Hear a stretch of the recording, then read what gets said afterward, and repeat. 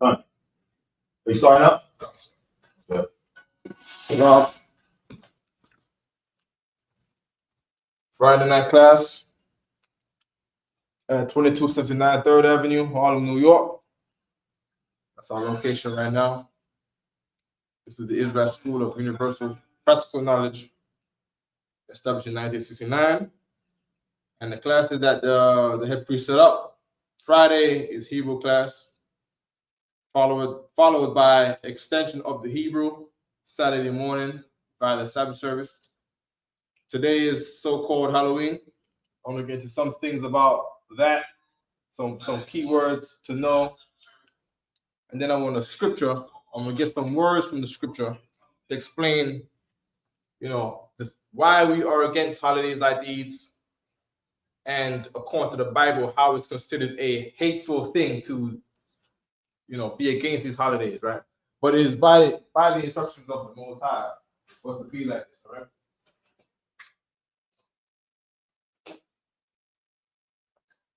Okay, just bear with me, y'all.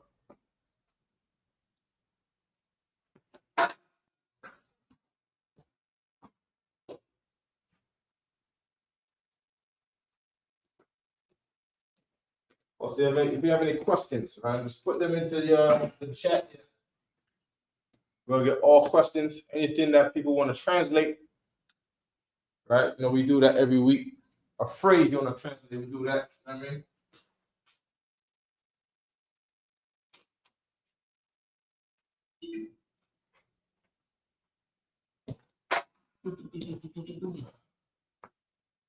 I wanted to go over the colors. I wanted to run over the season. And I wanted to get into the scripture about, them. I think it's in Deuteronomy chapter 12. First, we're going to start with the alphabet.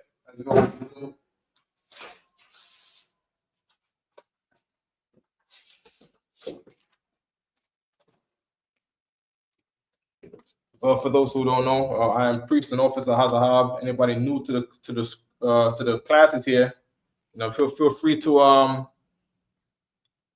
state yourself and where you're from, your city, your state, what we may call you. You know what I mean? And we welcome you all to the ISBK classes online. All right. We have this form here, not a form, but our alphabet sheet. Right. I know a lot of Israelite groups take this. They trim off the top where it says ISB Israel School of UPK, and then they present the rest of the sheet as if it's their own. All right, but this sheet was made by the Israel School of UPK since the 90s. The file to edit it, I don't think we even have a file to edit it. I think this sheet was made. She was made a long time ago. All right. Okay. So if I can start with the alphabet. All right, I'm gonna give you the sounds, and I'm gonna give you what each of these are perceived to be, right? The Hebrew characters. Okay. Notingly that these sounds come from the first syllable of the word they come from. So this is a picture of a cow's head, right? Cow in Hebrew is alap. The first syllable of alap is ah. Okay. This is a picture of a tent, or rather a pictograph, right? The world calls them pictographs, right? A tent in Hebrew is bayath. The first syllable of bayath is ba, right? We have the camel's hump right here. Camel in Hebrew is gamal. The first syllable of gamal is ga. Likewise, the door in Hebrew is dalath. The first syllable of dalath is da. We have a hand presenting something in the Hebrew, hana, to say present or behold or hear, right? The word is hana. The first syllable of hana is ha. We have a fishhook in the Hebrew, wow. The first syllable of wow is wa, right? The first syllable of wow is wa. We have an image of a weapon that is supposed to be from the notes that is from 1 West, right? When the school was at the location 1 West 125th Street, this was found to be a throwing weapon. Okay, and the Hebrew word for weapon is Zayan. The first syllable of Zayan is Za. A pictograph of a fence. In Hebrew, Kawama. The first syllable of Kawama is Ka. The pictograph of the forming of a bottom of a basket. In Hebrew, the word basket is Tana'a. Tana'a, the first syllable of Tana'a is Ta. We have a pictograph of a hand. In Hebrew, Yad, the first syllable of Yad is Ya. Cup, the palm of your hand. The first syllable of Kap is Ka. Lamad, to say learn. The first syllable of Lamad is La. Mayam, to say water. In Hebrew, Mayam, the first syllable of Mayam is Ma. Right? Image of a seed sprouting. In Hebrew, Nawan. Nawan, which is the name of Joshua's father, Nun in Hebrew, Nun. Right? Spelled N-U-N in the Hebrew, Na, Wa, Na. Right? To mean sprout. The first syllable of Nawan is Na. A picture of a Israelite ancient flag, the skeleton of a flag, right? This word came up as establish, right? You put a flag where you establish your dominion over it, right? The Hebrew word for establish is samak. Samak with a K, all right? The first syllable of samak is sa. The picture of an eye in the Hebrew, ayan. The first syllable of ayan is I. Picture of a mouth, a pictograph of a mouth. The first syllable of the Hebrew word pa, P-A-H, pa. The first syllable of pa is pa. The image of an advanced or evolved image of a man on his side, right? In the Hebrew, tazad. The first syllable of tazad is tazah. Right? We have Kwa, right? This is an image of the sun rising up on the horizon. In the Hebrew, Kwam means rise. Kwam, like when we say Kwam Yasharala. The first syllable of Kwam is Kwa. And we have the image of a head. In Hebrew, Ra'ash. Ra'ash. Not Ra'ash, but Ra'ash. You know, we don't, for a singular word, we tend to not cut the breath. Cutting the breath is usually a sign that you're stating a preposition or possessive or separate word. So you make it flow together like we always do. We don't say, do you know what I mean? We say, you know what I mean? We throw things together. Ra'ash. Ra'ash. The first syllable of Ra'ash is Ra. Ra. Okay? We have the image of teeth. The pictograph of teeth in the Hebrew. Shun. S-H-A-N. Shun. The first syllable of shun is Sha. And then the last one here, we have an image of mark, as if you mark something. X marks the spot. In the Hebrew, mark is thou. Thou. The first syllable of thou is tha. Okay, and that is the Israelites alphabet, pictographs, and definition formed by the Israelite School of UPK. Right? Okay. We want to get our colors. We did our colors last week. I know today they love the color orange. There's no orange in Hebrew. Thank the Lord. So we won't be talking about any orange today. All right, but just a recap from last week. I put all the colors on here. We can start with black. The word was formed in darkness. Right, then we got white. I believe there's only 8 colors in our culture. There's only 8 colors. We don't have orange in our culture. We don't have pink. We don't have burgundy. We don't have turquoise, teal. We don't have those colors, right? We just keep the basics. All right. The colors are available in the Bible: black, white. Then we go to the primary colors: red, blue, yellow, red, blue, yellow, and then we have green,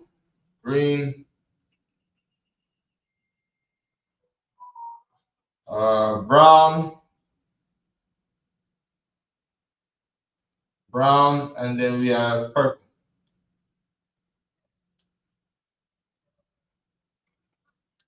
For those who don't know, red, blue, and purple were considered expensive colors based on it hard to being able to get the ingredients to make blue dye.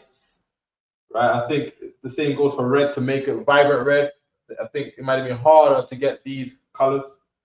And then in how hard it was to get these 2 colors, you have to mix these 2 expensive colors to get this even more expensive colors. If that gives an insight to you why the rich in the scriptures, them rich people used to love to wear that purple. People who look down on the poor, the rich people, they used to love to wear that purple because it was hard to get blue dye and it was hard to get red dye. Of course, research was done by a brother in the New York school called Yawa Allah, very intelligent brother. Right, he put me onto it some time ago. Right, and I looked it up, and it's true. Okay, so how much colors we got so far? We got what? 8 colors, right? Good. Black is Shaka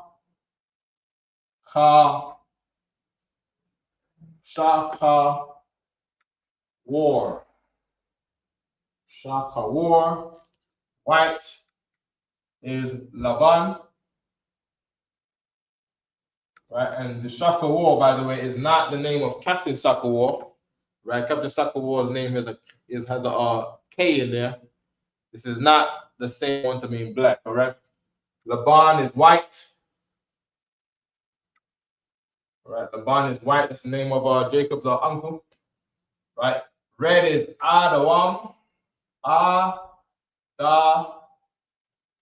Wam, right, which is the name that was given to Esau, right, when he got his Hebrew name, right? This is the same word to say Edom, right? Adawam. We got blue. Blue is Kalath.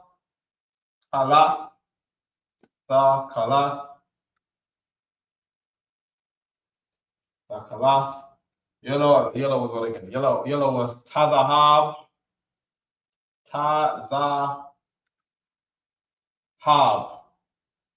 Right, Tazahab. Green was Ryanan. Green. Brown is from the color of heat, right? Wam. Right? So even when we said on the Hebrew alphabet that the fence is called Hawamah, right? That fences were brown, right? That's what I know, right? The fences were brown. And brown is Hawam. Brown is Hawam, fence, Hawamah. Purple is Gaman.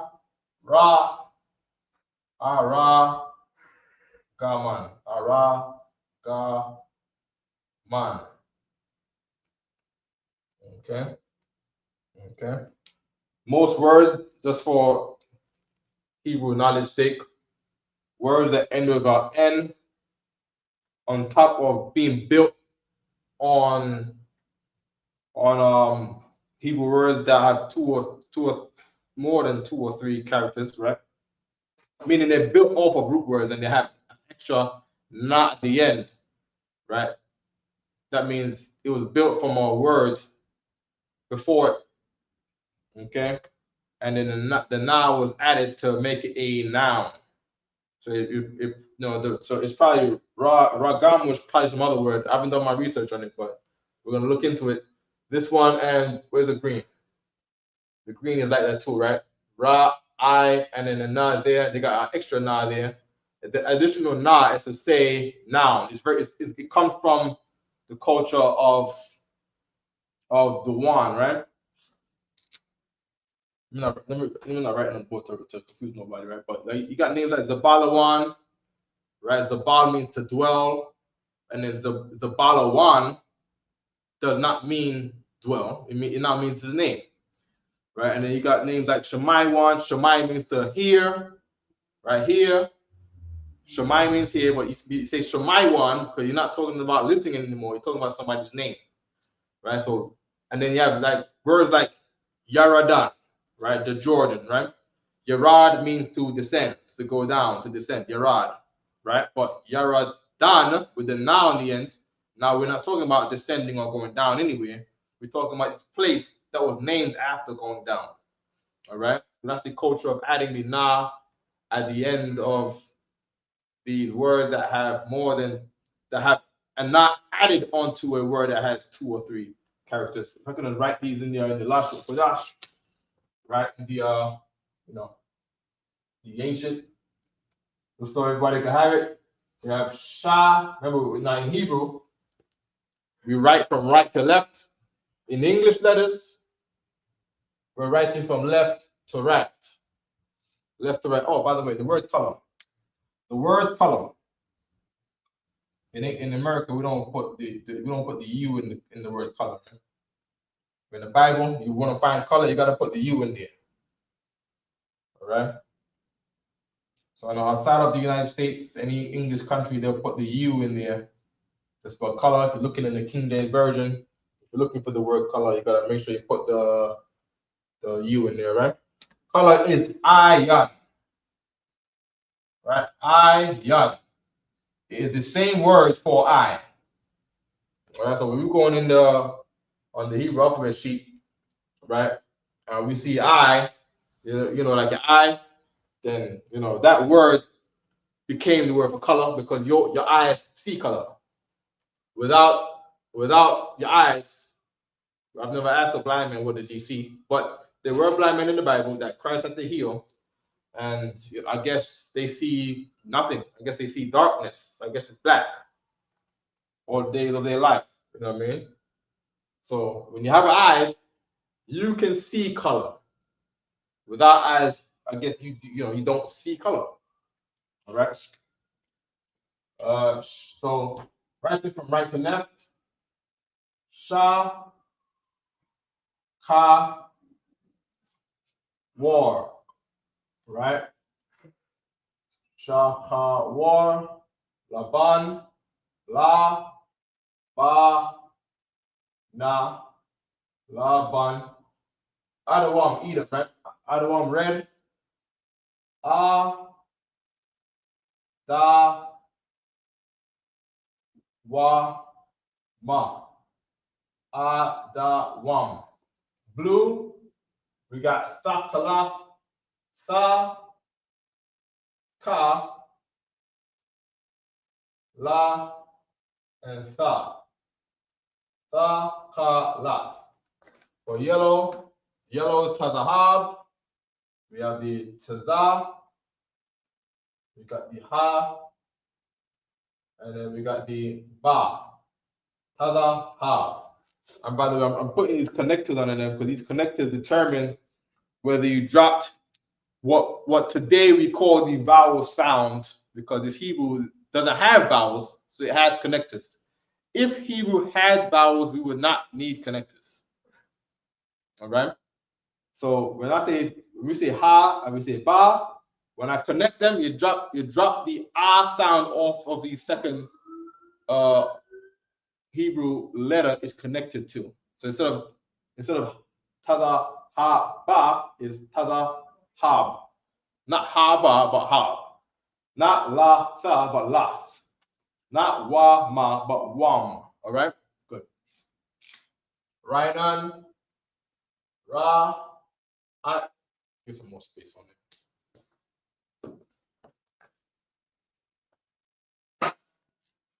Okay. Ra, I, na. Right? Rai, ra, I, na. Right? Ra, I, ra, I, na. Right? Good. Brown, kawam.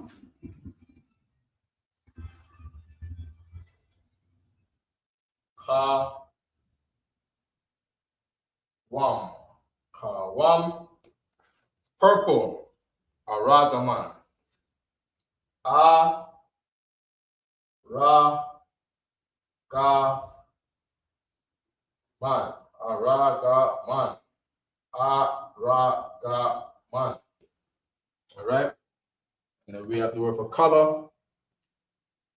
From what I was looking up, the word for colors, and I did not see any pluralization when they want to say colors. They had garments in diverse colors and all kind of stuff like that. But you know, they didn't have the word colors plural, like to say ayan yum. I didn't see that, so I can't teach that yet. I can't teach anything that I can't see in the Bible. Anything I don't see in the Bible, I'm not teaching straight up. Right? Per command Johanna, right? I was not to create anything new, and I won't create anything new. Anything I teach you, or anything that we taught here on this Friday night in this New York school, is going to be things that are evident in the Bible. Okay? Okay? Ayan. I. Yan. I. Yan. Right? That's the word for color. In looking at things like this, you come across words like dye, like when you dye clothes. So I was talking about the dye of the red and the blue equal to purple, dye, right? The word dye, like when you dye clothes, right? Dye like D-Y-E, right? You dye clothes to a color. The word is tazabai. Tazabai. Tazabai. Okay? Tazabai. Tazabai. Okay, I'm good. What I'm going to do is I'm going to take a picture of this. Okay. Let me go out a little bit so you can get the bottom, the ones at the bottom. Oh, there we go. Okay. Ashley Crosby. Hey, shalom, sis. Shalom, sis. All right. Big up Dizaron. Dizaron. Okay. Checking in from Kenya. Or from Kenya. Big up to Princess Nazamina. Right. The jewel from Louisiana. Right. Well, wife of strong brother right there. Mother bar. I love that brother right there. Okay. I was in the Hebrew classes with that brother a long time ago. When I was a trooper. You know, we was in the Hebrew classes together, all right? Okay. I'm just gonna take a picture of this this joint here. Okay. And please feel free to ask any question, Hebrew, that you like. I mean, you know, it's over here. Aisha Bana from Detroit. Shalom, sis. Okay. Good. And then we're gonna get into I know we did the seasons, right? So we're going into the winter season. The word winter should be hara. Didn't want to erase it so quickly. All right, we're gonna give everybody a chance to at least If you're writing it down, we take a screenshot. Right, but I am gonna keep pushing. We're doing fairly good on the timing here in school here. Okay, winter is corrupt, and summer is supposed to be. Let me check and make sure because I don't got it on me right now. Summer's gone, so I kind of forgot what it was. Right, I think it's quarters or something. Quarters a year or something like that. So like it, Kwayatazar summer. I'm writing that down on the board so we don't forget. Right in this corner right here. Summer. Summer. Kwa ya taza. Kwa ya taza. Kwa ya taza. And then winter. Winter is ha ra. Okay, for rock. Okay. Okay, we'll give you a chance to write this down right quick. Please throw the questions up. Your quarters are what's going on.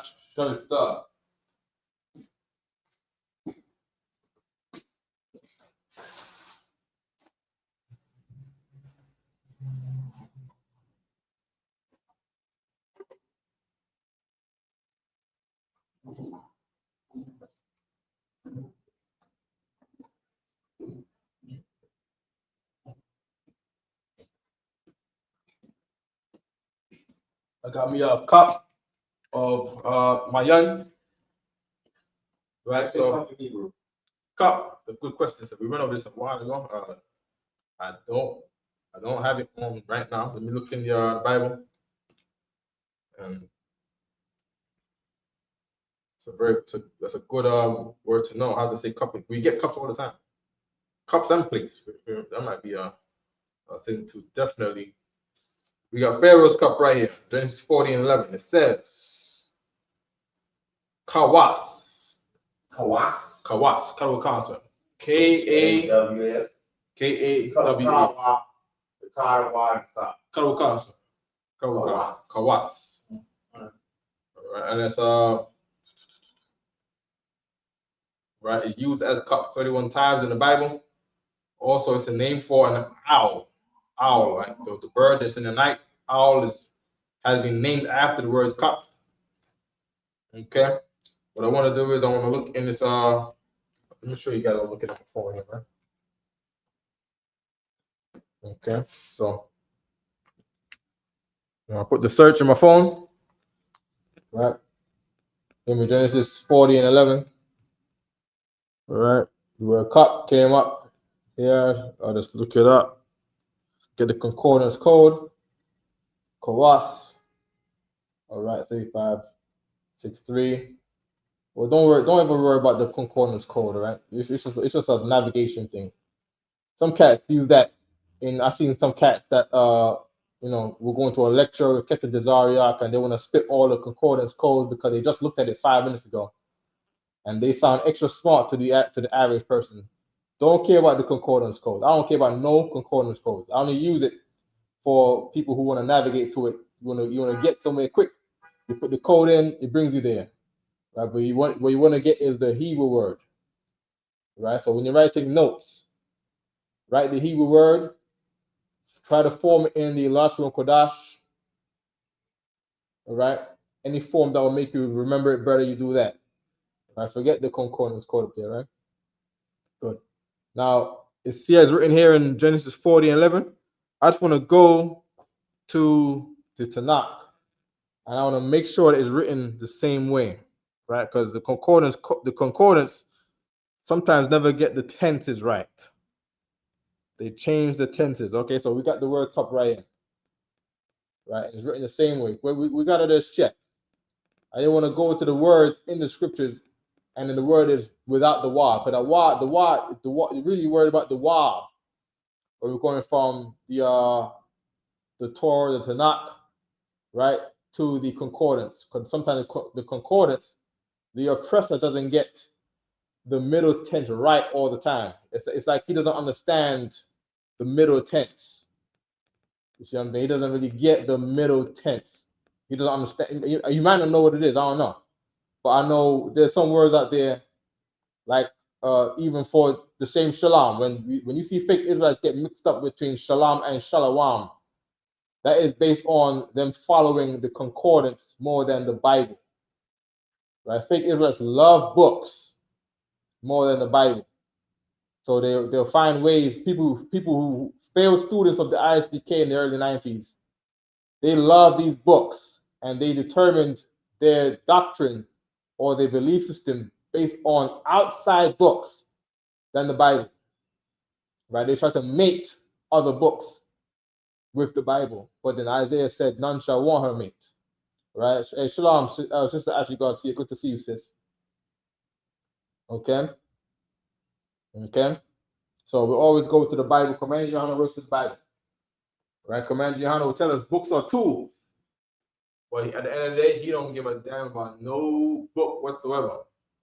You know, read you know, the scripture he gives you is that, you know, if you read, you can read books forever. The precept says it'll be the word that's of the flesh. You know what I mean? All you need is the Bible.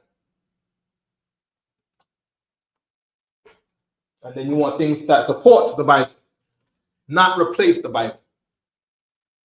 All right? Okay, good.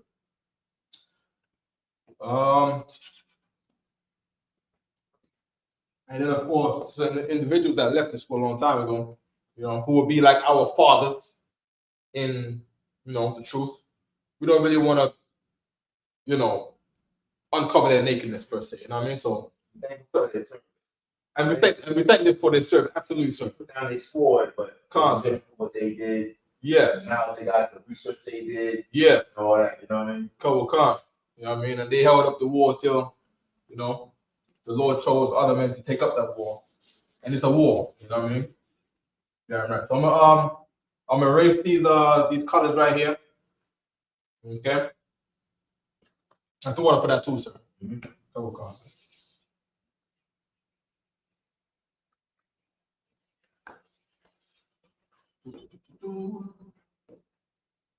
Okay.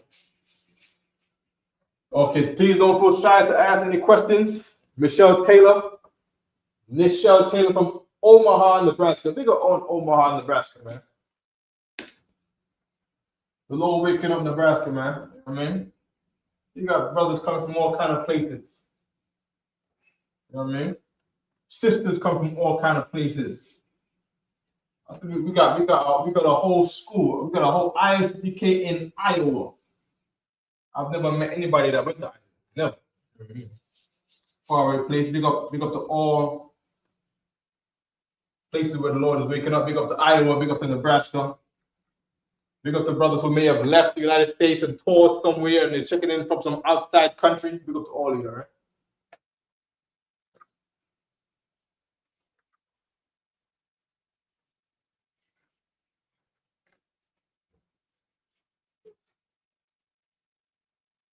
I'm gonna leave summer and winter there. Let me write cup on the board, right? Just so you remember, right? Repetition is how, you know, the memory is perfected, right? Kawas, right? You know what I mean? We have feast days in here. We have plenty feast days in here. Just to get all of the words. I want plate.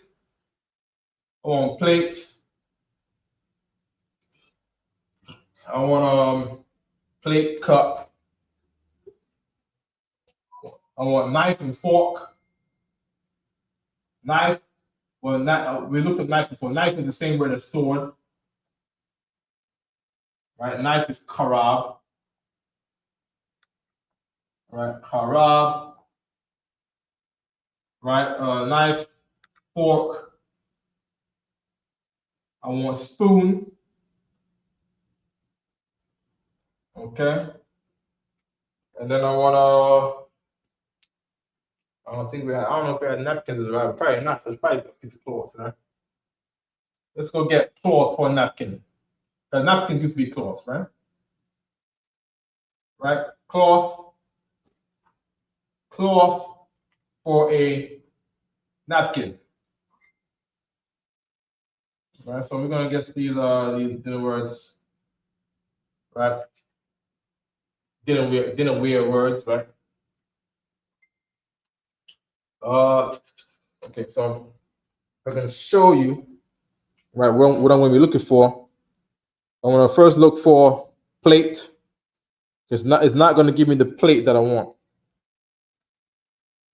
right? Plate, right? I'm gonna search for plate. I'm gonna show you what I'm searching for, so you can have an idea of what I'm looking for. All right. See, if I put plate in there and I don't get the plate that I want. I'm getting breastplate and all kind of things. All right. Talking about when they're making the garments of war. The breastplate is like a big iron piece that go over your chest. So you go to war, you have some defense against other people's sword. All right. Okay. So that's not coming up. I'm gonna put in this thing up here that is partial, so we can get plate by itself. Right? You put the mitri on his head, and also put the mitri. Mitri is matazanapath. Matazanapath. One word. Matazanapath. Even upon the forefront, did he put the golden plate? Right? The holy crown, as the Lord commanded Moses. Right? So we wore crowns. A crown is like a metallic headpiece. And for these brothers' headpieces, they put a golden plate. All right, they put a golden plate is like a rectangle, like a plaque. All right, a golden plate. Right, and upon his head, the forefront, he did put the golden plate, the holy crown. Right, good. And I think this is all talking about the mitri. The crown is the mitri in this scenario here, I believe. Right. Also upon the mitri, even upon his forefront, did he put the golden plate, the holy crown? Yeah. So this crown right here in Leviticus seems to be like a mitri that they put a golden plate on, right? And yet that is not the plate that I'm looking for, right? So I want to see if I can probably put the word charger. I know the old school way to say certain plates was to say charger. Okay. Okay. And then we got and his offering was 1 silver charger weight thereof. Others look to see what the charger is. All right. And it says here, Quira. And it describes it as a how would you say this? I say a bowl. I think some people say bowl. Oh, how do you say a dish? A bowl or bowl? Bowl. Bowl. English, you mean English? Yeah. Bowl. Yeah, bowl. All right, so it's described as a bowl as cut out hollow. All right. I know the old King James version, they might say charger. Even the charger today, the plate on a, what do you call those things again? You get a plate and you put it in like this bigger plate and you hand it to somebody, so you get up on the table. You don't eat from it, but you put the plate on it. Yeah, it's me so and stuff for like I can't yeah. Cause I don't know what they call them. If anybody knows what they call, put it in the chat. But in the scriptures, things was handed to people on what the old records would say a charger, right? And it was basically a giant plate. So here it's described as a bowl or a dish. You know what I mean? But it came up in the English as a charger, right? And his offering was 1 silver charger. The weight thereof was 130 shekels. 1 silver bowl of 70.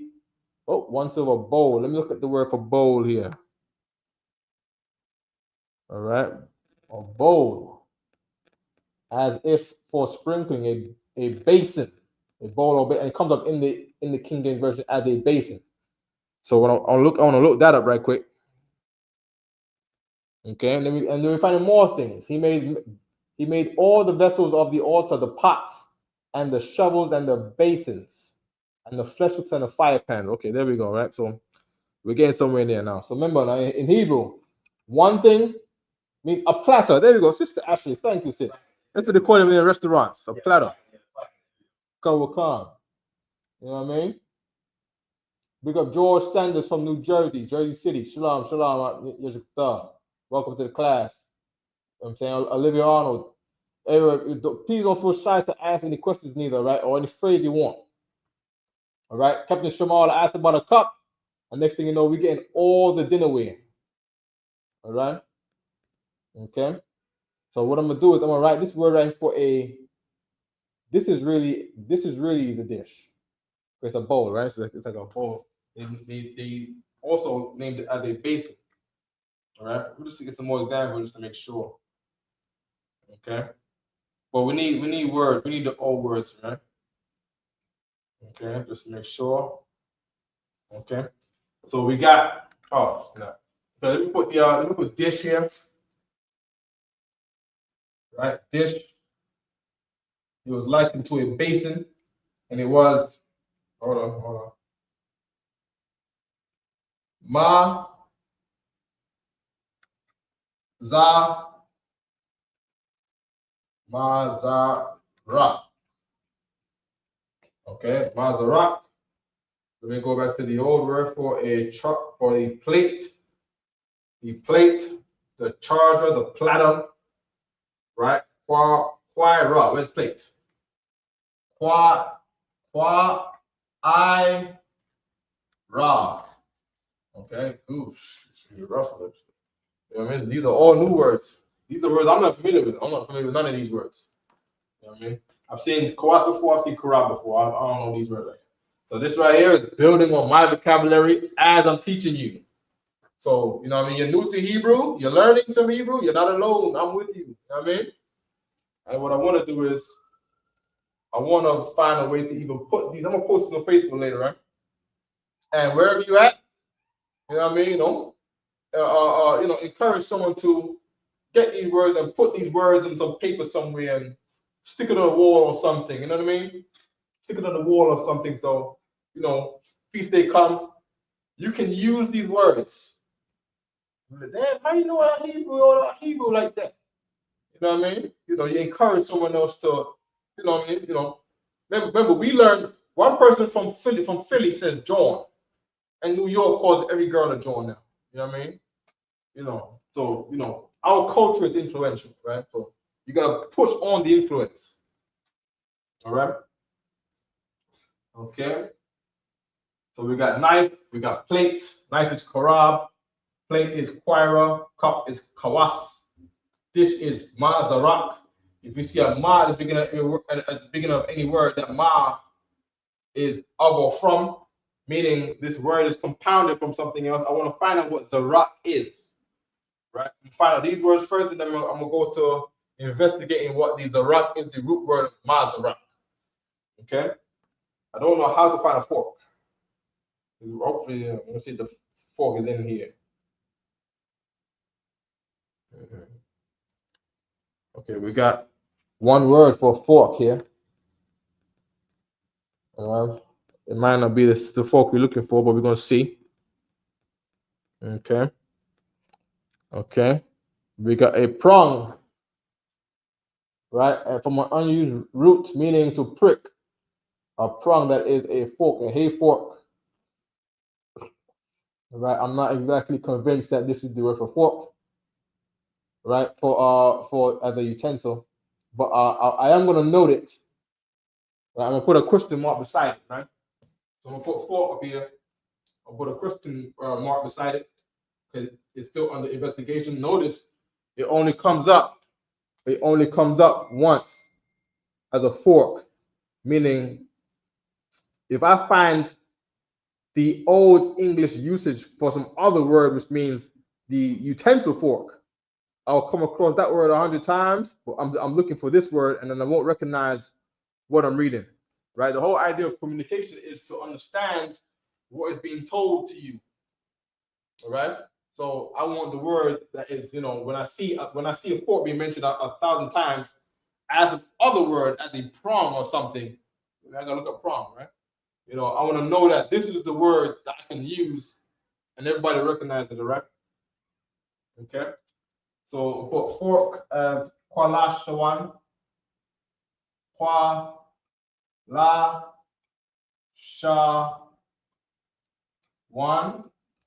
And as we said earlier, put that question mark right there. And even earlier than that, we talked about the one, right? The one is to say that we've turned some verb into a noun. Okay. Okay. Let me see if I can find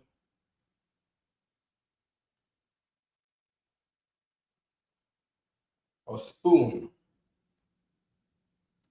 Okay. Okay, so I put the word spoon in my search bar right there. Right, I'm gonna press search and see what comes up. And yes, we do get spoons. We got spoons. I should make the dish. We got the word for dishes. Let me see if it's the same word for dishes. Maybe I'm wrong on the word dish. Let's see what comes up there. Oh, dish comes out as a charger again. Okay, a bowl that's cut out hollow. A charger or dish. Rough one. Okay. We got the covers. We got covers. It's described as to be around a jug or a shape or a jug, a cup. Okay. Now this one comes up as a cup one time. Kawas comes up as a cup 31 times. So we're gonna stick with kawas for cup. So this could be a giant cup to say a jug. They got this in the italic, the slanted kind of italic font here to say, you know, the Strong is saying that it's this, a jug. So we got a jug here. Kwasha, we're gonna put that on here, right? We're gonna put jug. Right, a jug. Right, and that is kwasha.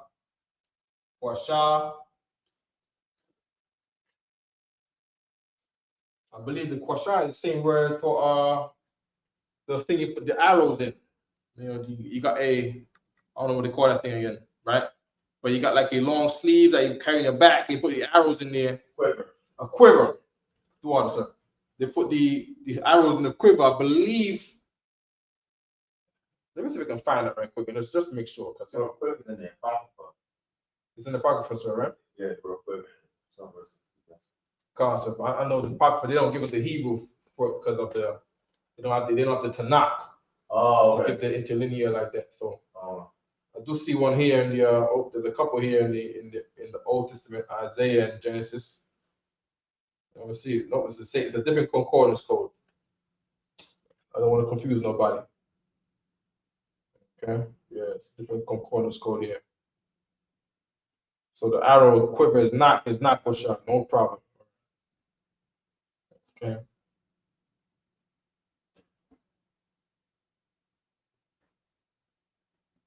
Hold on here, hold on. We got different words for quiver here. Hold on. Okay. Okay. So we got jug as kosher, right? Good. I was looking for a spoon a while ago. Let me go back to the spoon. Okay. Okay, so spoon. We got an into spoon. Spoons thereof. Oh, spoon, cup. There we go. Yeah, how'd I forget that? We've been teaching it for a long time. This is your spoon. You go to a river. You get the water. You spoon it into your hand. Remember now. We got the figure for spoon. Not the spoon. The figure for the palm of your hand. I wanted to make sure that this is nice and clear. The figure for the palm of your hand, cup. And those lines in that semicircle here in ka, right? Cup is to say the lines in the palm of your hand. All right, your palm of your hand, you can scoop things up. We named the utensil spoon after scooping things with the palm of your hand, right? Right. So the cup is spoon, cup. All right. Can I get a cloth and a napkin? I don't know. It might not be the best time for that right now. Let me see if I find anything. Let me ask Google. Napkins, KJV. Okay, so we gave us John 20 and 7. So I put napkins, KJV. John 20 and 7. Okay. Just John 20 and 7. So New Testament, we're going to be looking at the Greek. Let me see what comes up there.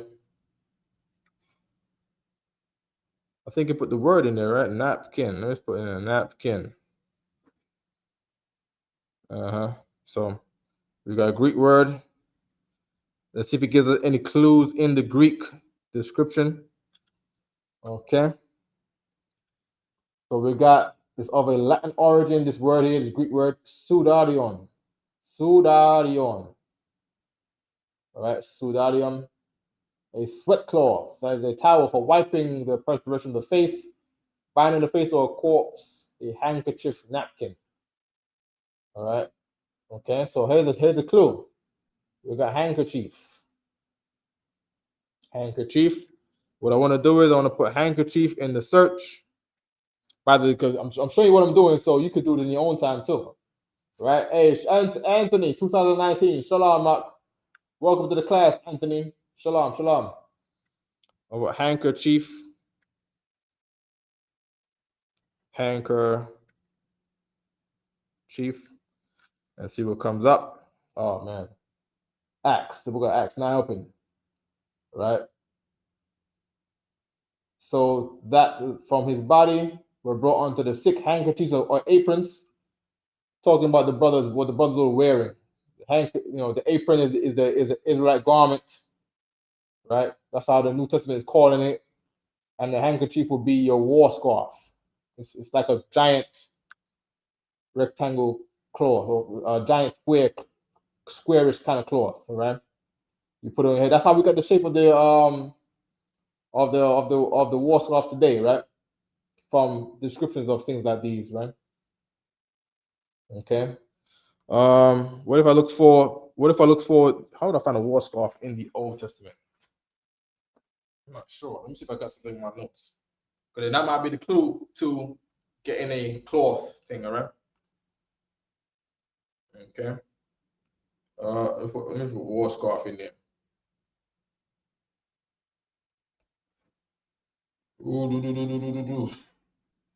Scarf.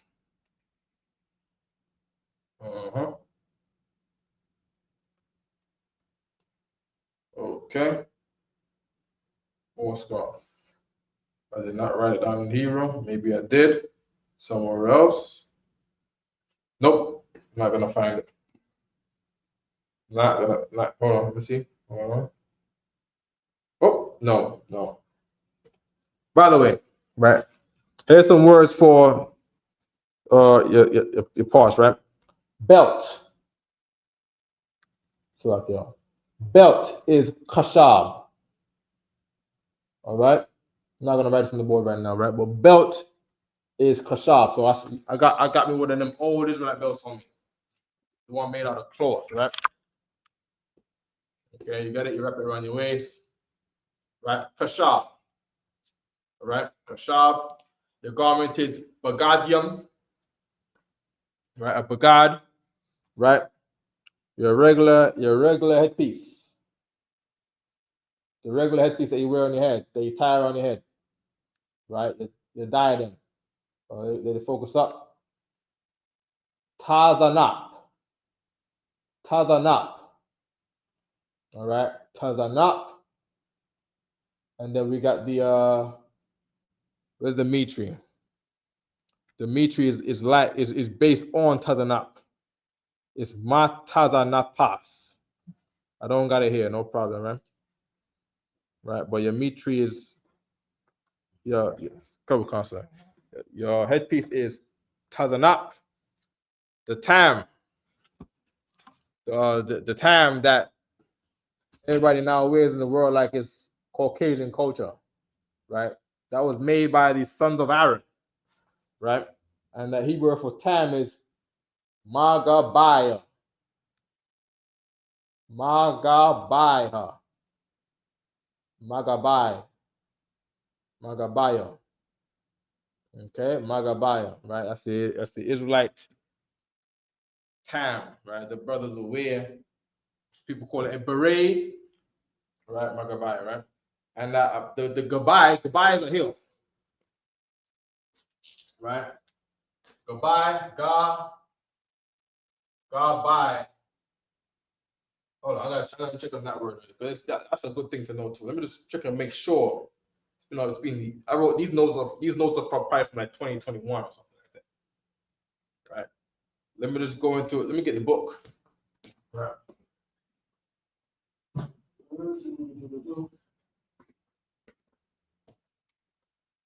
Okay, bear me on. Hold on the pocket. I lose my phone like I lose my remote. Okay. Strong's Concordance, right? Okay. We got these little lines right here. This is to say English, right? And then over here we have some dictionary words, and we got Hebrew, we got Greek, and then we got the index in the back, right? So I want to just get the Hebrew words right here. All right. Oh, Slaki, that's the appendix. Maybe the Hebrew is the next one. Hebrew, then Greek, and then appendix, right? So let's go over here. All right, there we go. And we got the Hebrew section right here. Right. This is right here. Hebrew. Okay.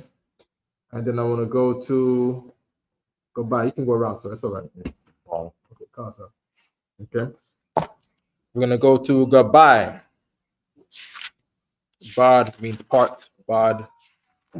Labadka means to part you or to separate you, to divide you. Look for goodbye. Ba ga. Here we go. Ga. Gar is a stranger within your nation. Goya is a stranger outside of your race. Nation in the Bible means race. Looking for Gabai. Gar is a stranger within your race. Goya is a stranger outside of your race. Okay, here we go. All right. Just to make sure that the word we're looking for the tam is correct, right? So we got a goodbye with the ha on the end, right? To say that's the ga right here, right? The ga, the ba, and the I, right, and the ha, right? The ga, the ba, and the I, and the ha to say hill or a little hill. But of course, we have the original word for hill ha, which means the government, right? This is a little hill. Goodbye, right? So goodbye, which is a little hill, and then we have the ma goodbye, right? Ma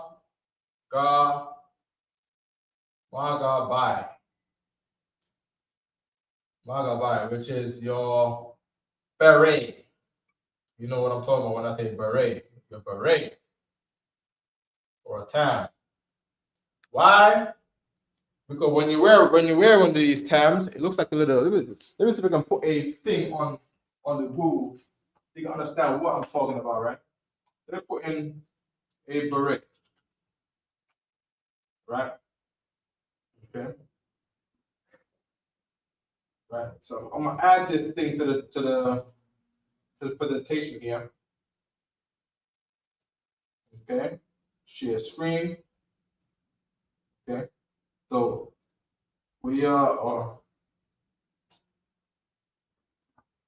we have here is these little tabs, right?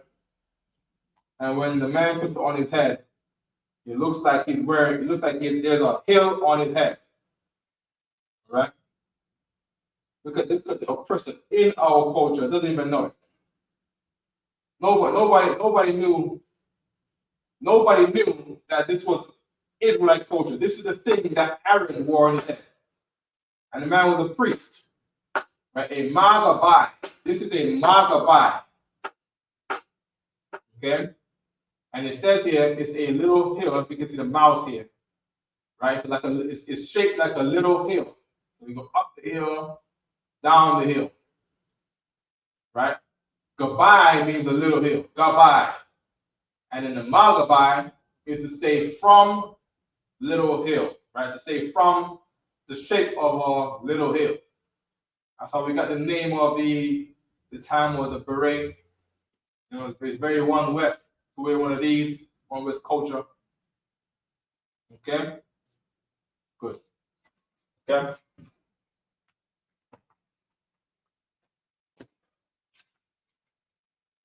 Okay. Olivia Arnold said headpiece. Headpiece was the headpiece was Tazanah.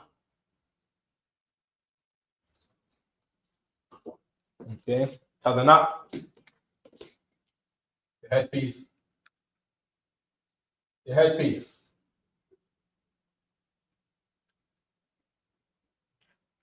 Headpiece.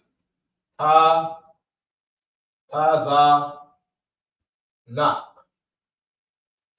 Okay. Oh, we gotta find out.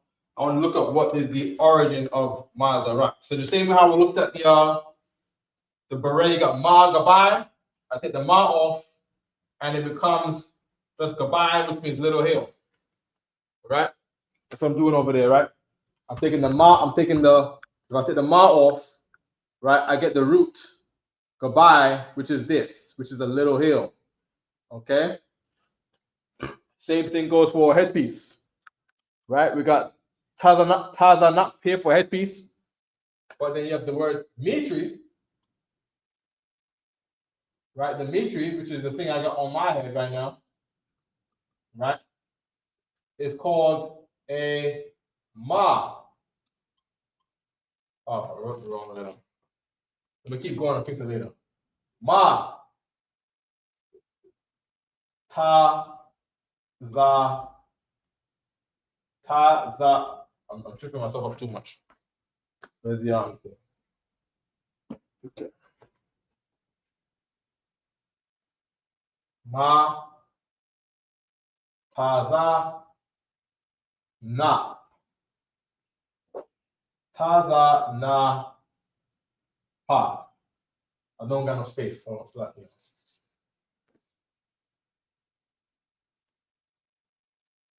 don't want to forget that. I want to check that out. Ma. Ta-za. Na. Pa. Okay.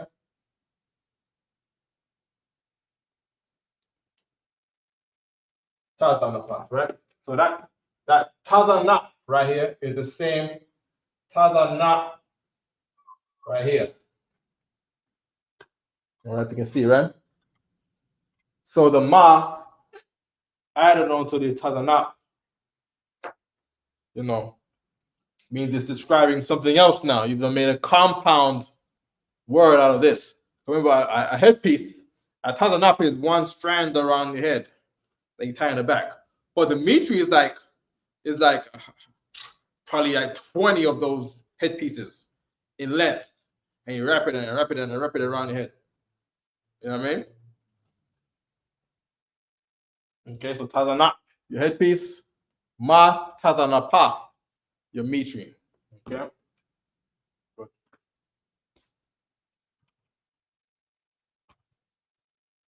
Okay.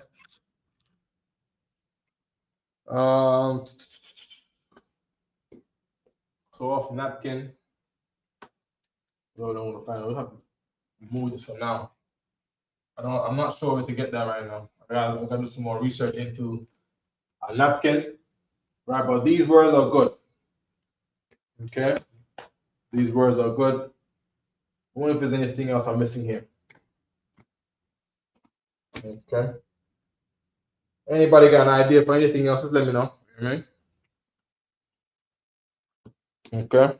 And then let's see what else we got in our notes. By the way, with summer and winter, right? With summer and winter, right? These are the only two seasons in Israelite culture. We're not really big on saying spring and fall in our culture. It's just summer or winter. It's either hot outside or it's cold outside. If it's okay outside, it's warm outside. There ain't no snow on the ground. You know what I mean? You know what I mean? It's determined by, do I go outside? Do I wear linen? In the summer, we wear linen.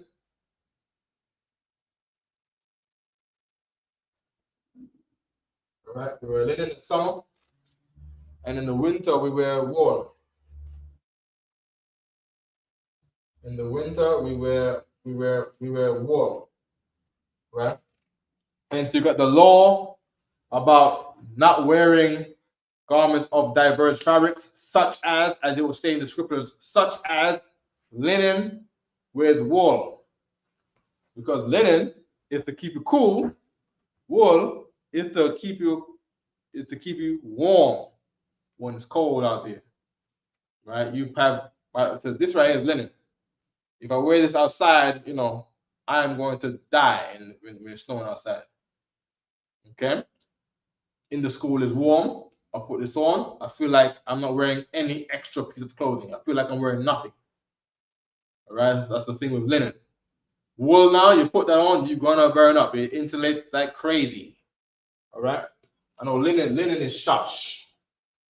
It's the same Hebrew as the number 6, shash. Right? Linen is shash. That's right. That is linen. Okay. Let me fix up the writing for linen so you can not be confused, right?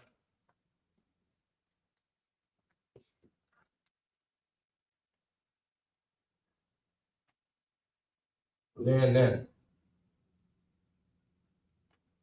Okay, linen. Let me find out the word for wool. I don't think I've ever looked up the word for wool before. I know it comes from sheep. Sheep is kabash. Linen is from the flax seed. You might have heard of the flax seed in the Bible.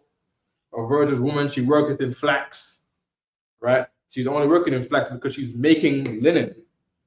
Linen is one of the most expensive fabrics back then, not today. Nowadays, the most expensive fabrics, I make garments out of them, right?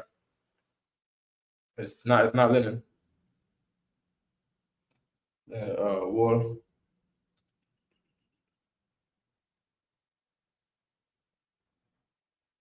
Wool. Okay, here we go. Okay. So we got Leviticus, right? We got a law about the plague here. It talks about the garment, also that the plague of leprosy is in. Meaning a person is wearing his garment, he got leprosy.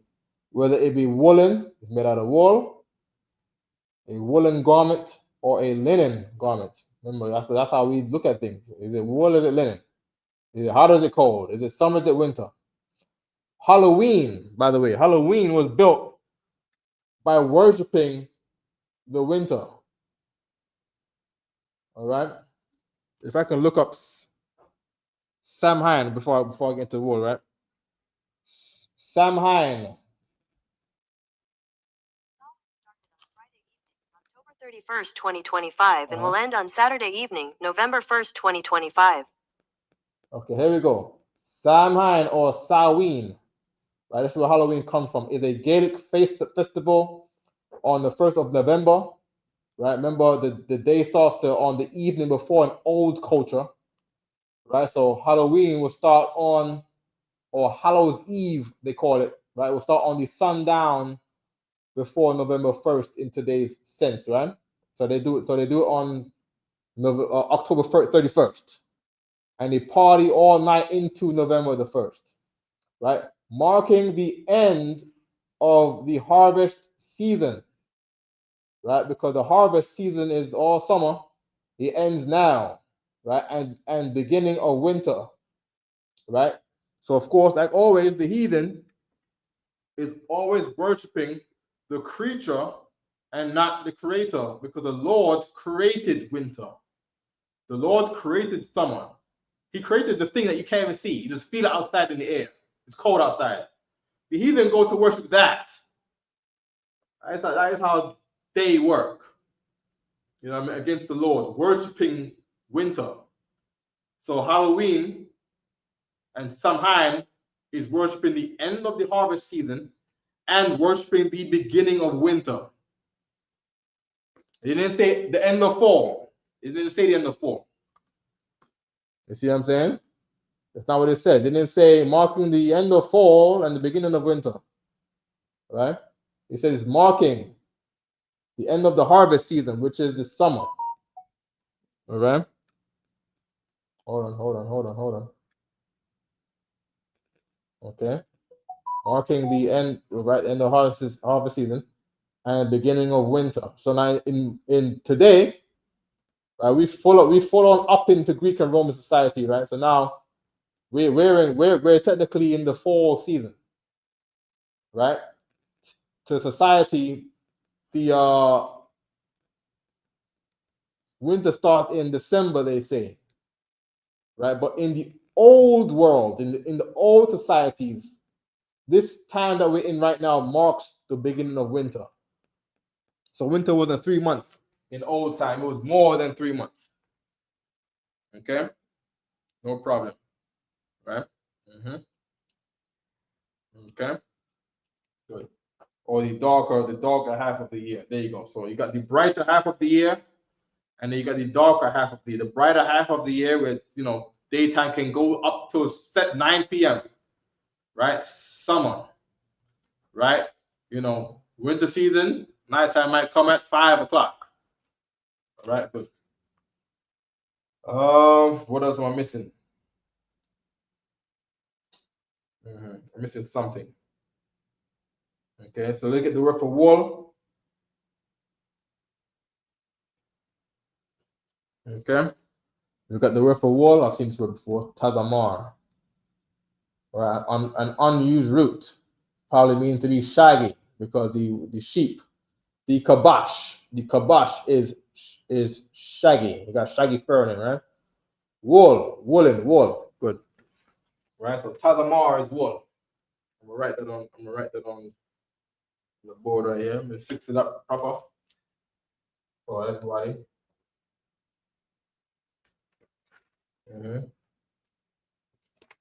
Wool. All right. Tazamar. And by the way, we are approaching the end of class. So if you have any questions about the Hebrew, I know the end is where everybody gets the questions for Hebrew, right? If you have any questions about the Hebrew, you want to mark it in now, because I will be ending the class very, very soon, all right? Okay. Tazamar. And then we're going to go to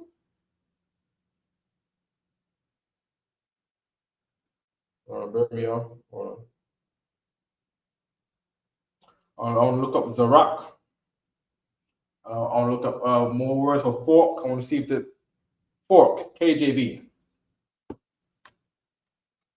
In the King James Version, fork can mean an agricultural tool for separating grain, or even a metaphorical fork in a road. Notably, it's used in Matthew and Luke to describe the Messiah with a winnowing fork, used to separate wheat from chaff. Okay. We get a clue here.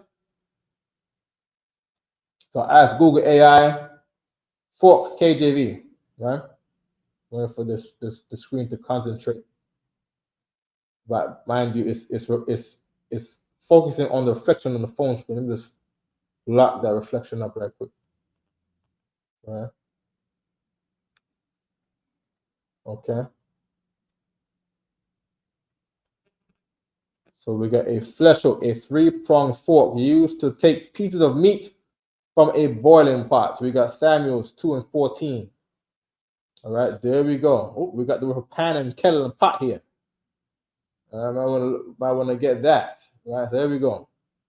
Right, 1 Samuel 2 and 14. So it's probably going to change this. I'm going to go to 1 Samuel 2 and 14. I'm going to go straight to the Tanakh, being that I got it there, right? 1 Samuel 2 and 14. Okay. All right. Let's see if we can find the word for fork here. I don't see it like it was. Oh, hold on.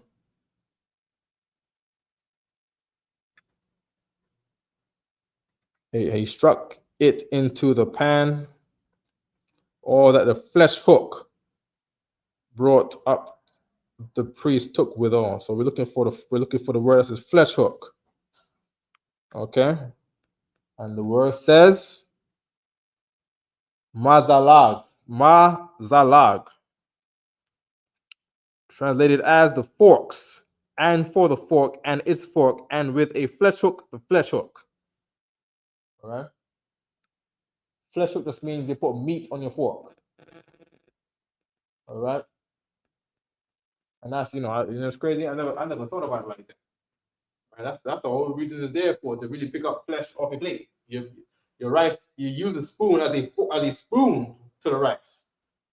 You know what I mean? But so I still want to see what Qadash is. Right? What Qadash is the question of it. I want to know what Qadash means because it came up. Qadash 1, right? So I want to know what Qadash means. Let's see if I can just put it in Hebrew for a second. Qadash. It's much quicker to write Hebrew than English. And then I want Zarak. Zarak, right? Good. All right, so we got Mazalag. Right? Mazalag for fork. Mazalag. Mazalag. There we go. And we got a ma at the beginning, meaning we gotta look up what? I gotta look up what Zalag means. Za, la, and ga. I gotta find out what those mean. Right? Okay. Let me move these up. Dish, ma, zarak. I want to create some space down here, and we got jug. I used to pour your juice out the jug, which is a kwasha. Okay. I'm gonna erase this right here, create some space. The thing that we cannot afford in New York, space. Rent so high, it's very rare that space. Who knew that space would be so valuable on the board and in our homes out here in hell, New York. Sheesh. You know what I mean? Tell you about it. Okay. So now what I'm gonna do is I was gonna go to the book, look at the words in the book, but flipping the pages, you know what I mean? Flipping the pages and all that. We're just gonna go to I have to get the book. This phone is giving me the concord, all the books in dark. Let's see if we can change the settings on this right quick.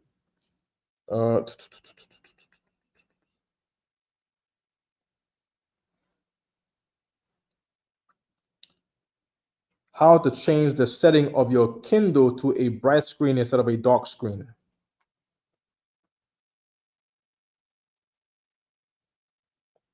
That's some help from Google AI right quick. To brighten your Kindle screen, swipe down from the top to access the Quick Actions menu, then adjust the brightness slider. Alternatively, when reading, tap the screen's top to access the menu, or go to the settings under Display and Brightness. Okay, let's see if we can do that. So let's go to the book, Strong's Concordance, and see if there's some menu here.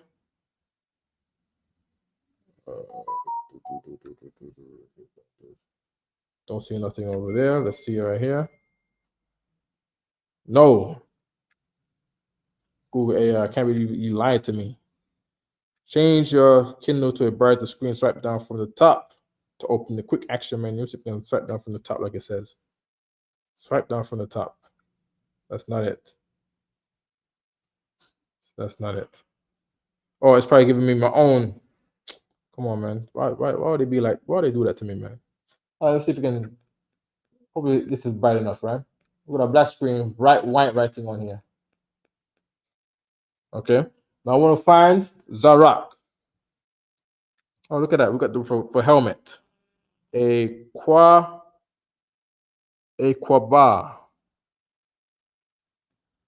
Quaba. Interesting.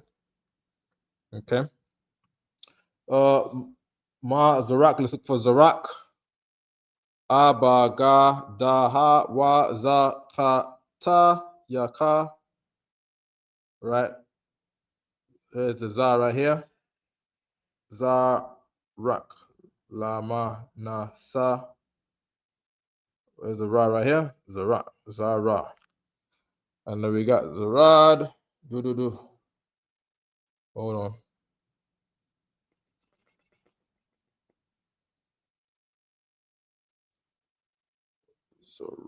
Zaram. Looking for Zarak. Lamana sa ipataza qua. Here we go. Zarak. Oh, what did I do? Zarak. We got two Zaraks here. One Zarak says to sprinkle. Okay. Zarak says to. Oh, Zarar. Hey, we got to do it for sneeze. Ain't that the season we in sneeze season right now, right? The sneeze? Cat, you sniffling over there? I like you're sniffling over there, Cat. You know what I mean? We got the sneeze here. Cat might sneeze in a minute. Zarar. Zarar. Let me write that down. You know what I mean? That's some brother. Why are you zararing out here? You know what I mean? Hebrew. All right. Sneeze. Sneeze. The word I was not looking for.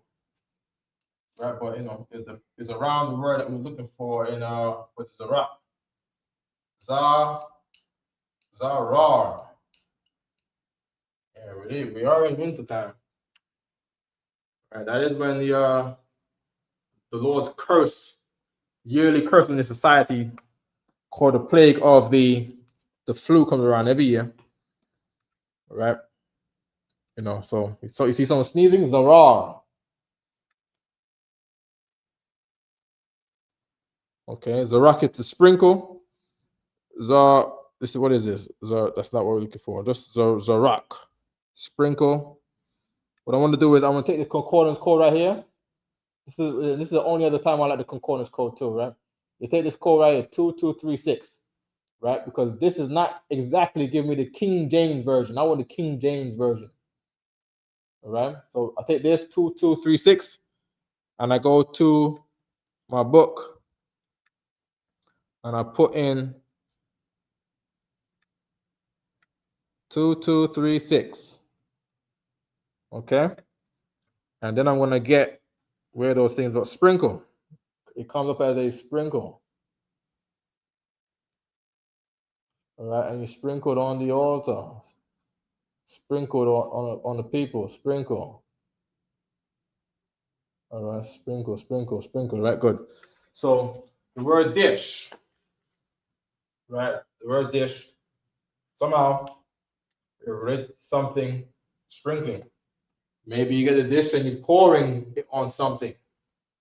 Could be, right? So I'm gonna put sprinkle right here, right? Zarak. Oh, snap. Zarak. We'll fix the writing there.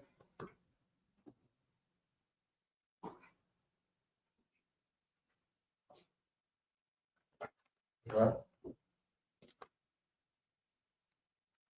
Zarak. All right, and that is sprinkle.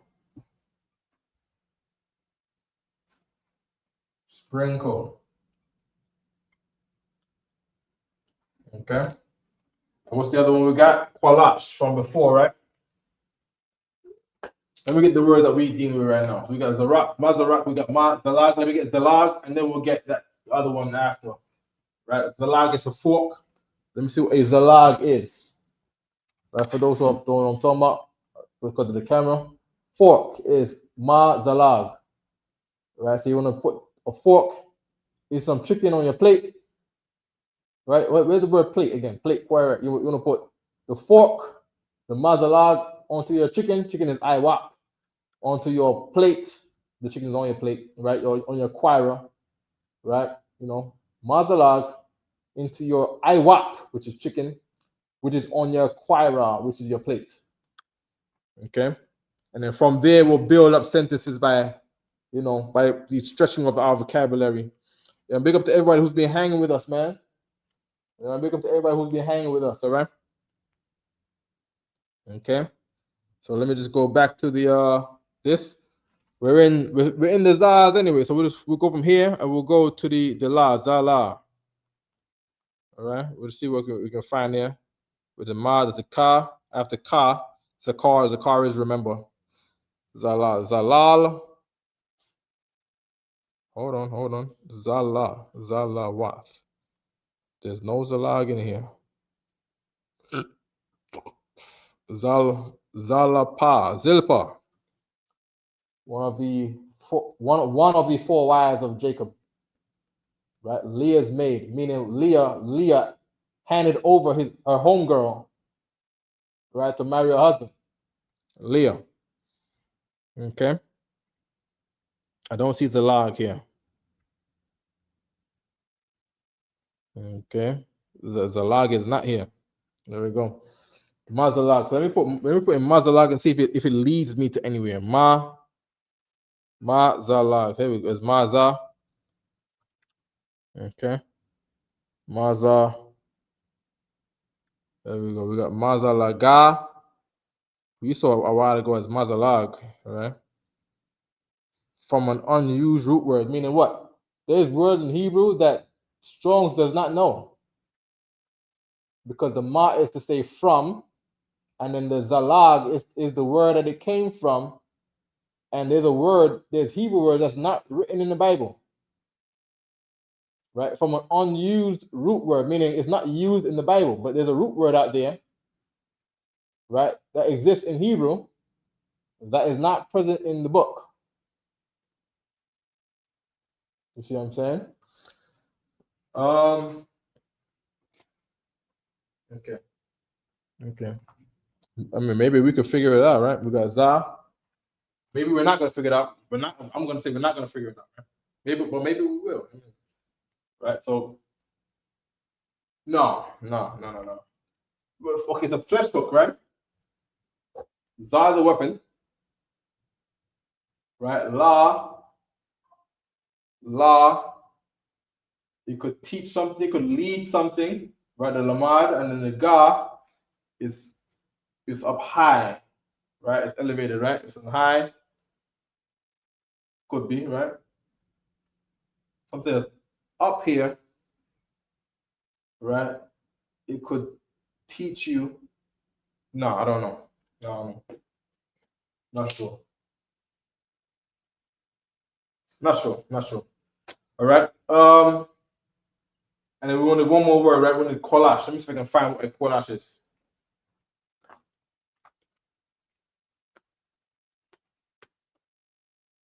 Okay. And this is the last word, and we're gonna head out of here. I don't know if you got an announcement to make, sir. Or... No, I'm good. Just mention the passage. Cuddle concert. Qalash.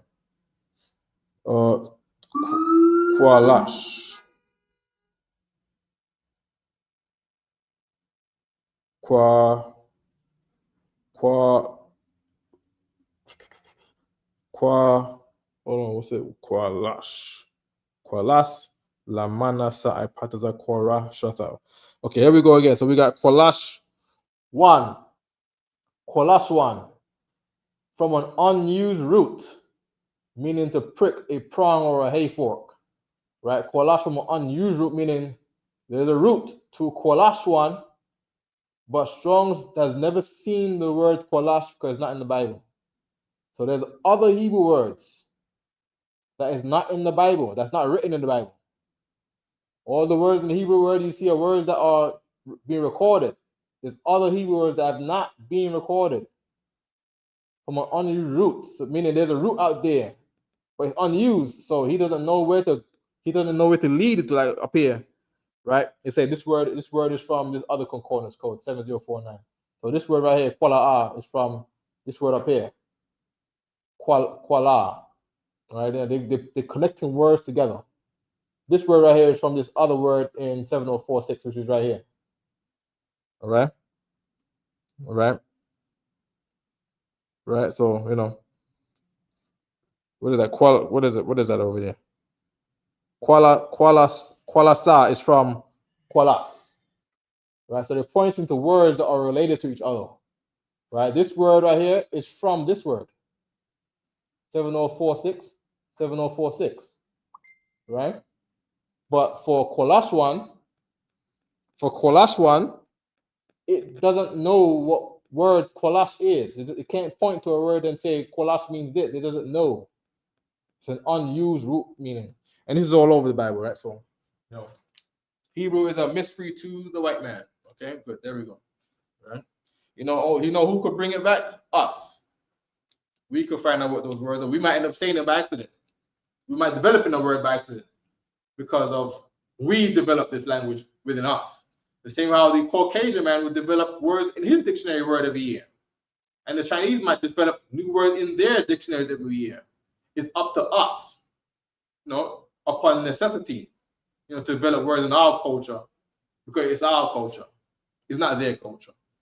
The Amalekite who says he's a Jew, he cannot use this method of making words and develop words after that manner today because he was not the people before. Only the people of the lineage before can make extensions to their own culture by their own methods that the Lord gave them in their mind to develop their language. The Lord divided all the nations amongst their own languages. All right, so it's for us. All right, and that's it. No questions. Good. And with that, Passover next year, April the 12th, April the 4th. The Passover date, April the 4th. Right, it's gonna be in Houston, Texas. The B&H Ranch. Yes, I believe. The B&H Ranch. Everybody look about your tickets, look about your hotel stays. You know what I mean? Contact your camp leaders in your city. Whether you're in the school or out the school, you want to attend the ISUPK Passover, contact your camp leader in your cities. The UPK Passover is not only for the ISUPK, it's for all Israelites. If you're a Christian man, a Christian woman, and you want to celebrate the Passover because you know that you're an Israelite, contact your local camp leader in your state. Go to isupk.com and click on your state, right? If you're a Muslim, but you believe you're an Israelite and you are a Muslim, you are welcome to come to the ISUPK Passover. Our Passover is the Passover of the Lord. If you're from another Israelite group, and your Israelite group happens to not have anywhere to host your own Passover, come to the ISUPK Passover. As a matter of fact, it's commanded by all Israelites to be one Passover, right? To go to one Passover. It's in the law. It's in the law that there is only one Passover for you to go to, and that is by command of Jehanna, right? Based on the elect, and I got precepts. May I bring on next week? But we got precepts as to why the UPK is the home of the truth. And Commander Jehanna, there's tons of scriptures that point to Commander Jehanna being the leader of Israelites in this time, and his Passover will be the one of the Lord's. And I'll say this: if it's anybody else's Passover, it is not of the Lord. It won't be on the day that the Lord chose, and the Lord only gave us one date for the Passover. And with that, Passover fee is $200 per person for everyone over 17 years old, right? The scripture says you shall not come empty-handed. Make sure you get your $200 for the Passover ready. We are not funded by anybody else. We are self-funded, and that self-funding includes you, who knows you're an Israelite. All people that are Israelites, you will contribute to the venue and everything, the food and everything of the Passover. Make sure you get that $200 fees for your Passover fee, right? As the Lord says, you will not come empty-handed in Deuteronomy 16. Exodus 23. Exodus 23 and 15, I believe. 3 and 15. 23 and 15, right? And with that, I hope to see you all next week. Shalom. Shalom, my Shabbat.